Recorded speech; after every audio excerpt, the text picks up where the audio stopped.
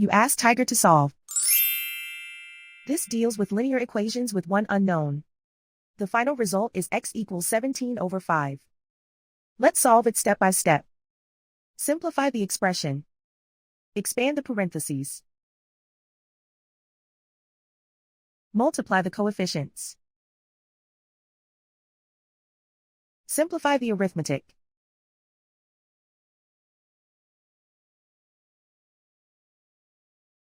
Group all x terms on the left side of the equation. Add 4x to both sides.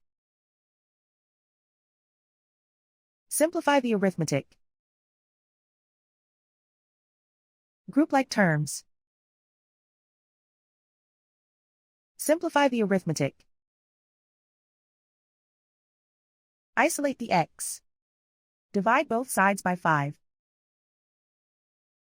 Simplify the fraction. And so the final result is x equals 17/5.